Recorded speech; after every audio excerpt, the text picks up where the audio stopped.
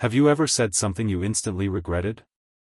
Something that made your stomach drop and your cheeks burn with shame? That's exactly what happened to Olivia Hayes on what should have been just another Tuesday morning at Gallery Coffee.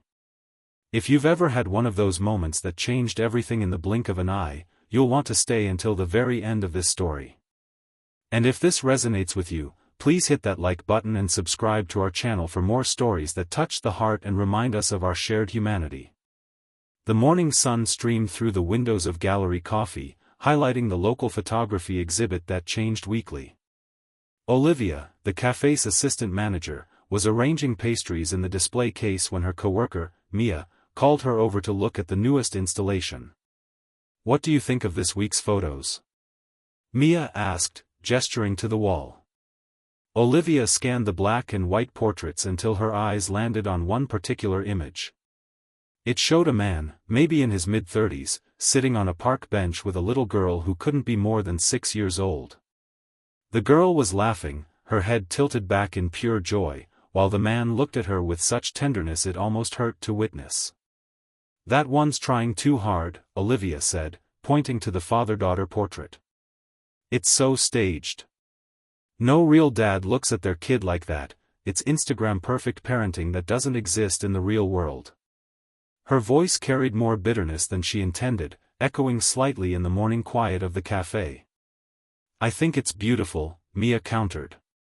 "Maybe some fathers really are that devoted." "Trust me," Olivia said, unable to keep the edge from her voice.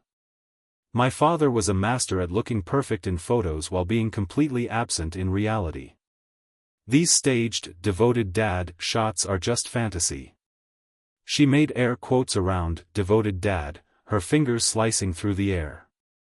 The bell above the door jingled as a customer entered. Olivia turned, her customer service smile already in place, until she saw who it was. The man from the photograph, holding his daughter's hand as they walked into the cafe. Her words still hung in the air between them, and from the stiffness in his shoulders, she knew he'd heard every word. The little girl bounced forward, oblivious to the tension. "Daddy, it's our picture. Look." She pointed excitedly to the wall, her other hand still firmly in her father's grasp. "I see it, Lily," he said quietly, his eyes not on the photo but on Olivia, who felt as if the floor might swallow her whole. Olivia's face burned. She couldn't move, couldn't speak, couldn't even properly breathe as the man approached the counter.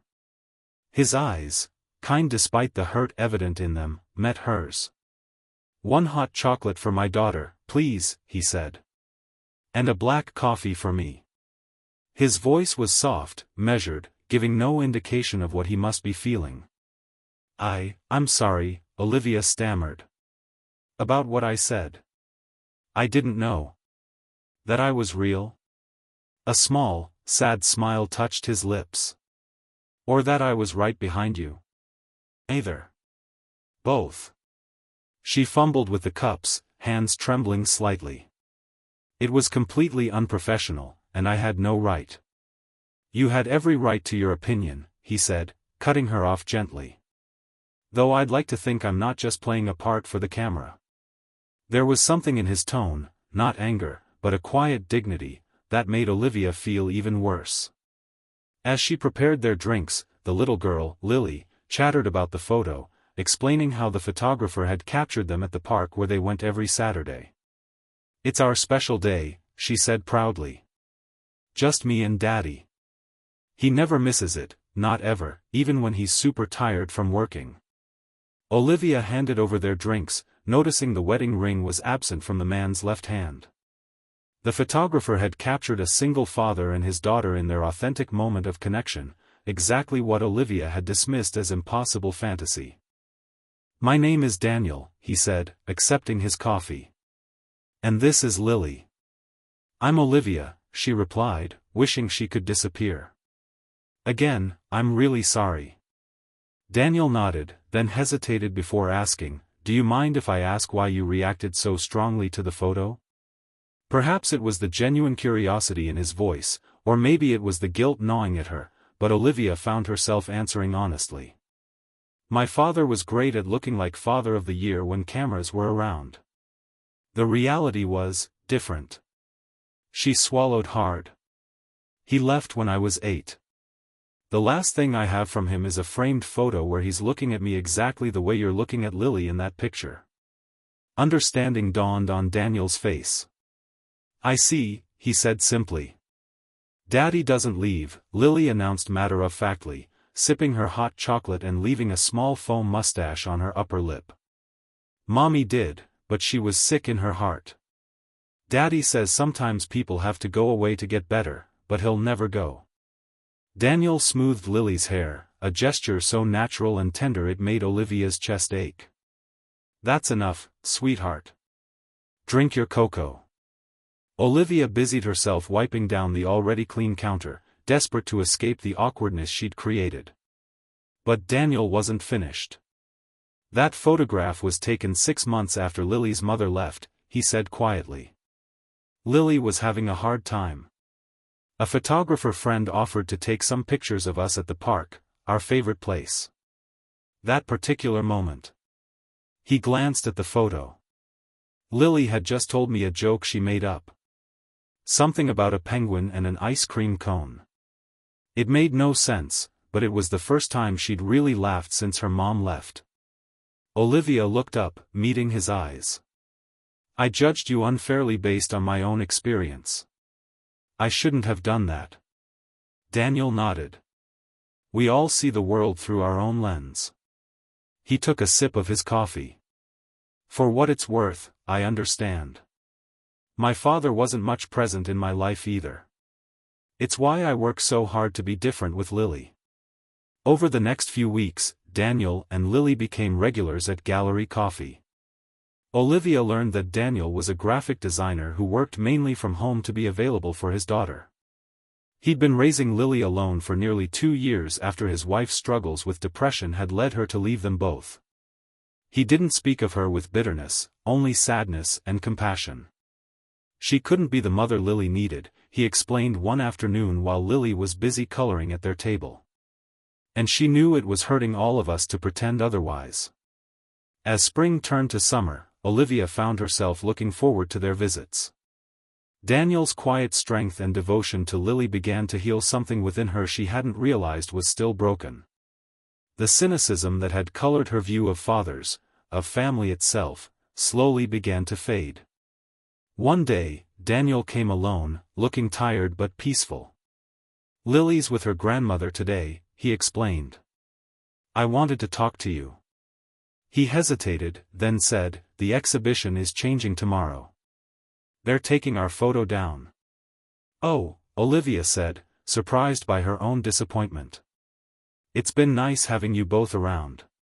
That's what I wanted to talk about, Daniel replied. Just because the photo's coming down doesn't mean we have to stop coming in. He paused. Unless you'd prefer that. Olivia shook her head quickly. No, I'd miss you. Both of you. Daniel smiled, the first full, unguarded smile she'd seen from him. Good. Because Lily would be heartbroken. She talks about you all the time. He hesitated again. And so would I. 6 months later, Gallery Coffee hosted a new exhibition. Among the photographs on display was an image of Olivia, Daniel, and Lily at the park, their faces lit with laughter as they played on the swings. Beneath it was a small plaque that read, "Family isn't always what we're born into, sometimes it's what we find when we least expect it." Olivia stood before the photograph, remembering that first day when she judged a moment she didn't understand. How different her life would have been if Daniel hadn't had the courage to still be kind after hearing her harsh words. If he hadn't given her the chance to see beyond her own pain. What do you think? Daniel asked, slipping his arm around her waist. I think it's perfect, Olivia replied. Not staged at all. Lily squeezed between them, looking up at the photograph. That's us, she said proudly. Our family. Daniel's eyes met Olivia's over Lily's head, filled with the same tenderness she'd once dismissed as impossible. Only now she knew better. Now she was part of it. Sometimes our harshest judgments come from our deepest wounds. And sometimes healing begins with an accidental encounter that forces us to see beyond our own experiences. For Olivia, it started with words she wished she could take back and a man who was generous enough to understand where they came from.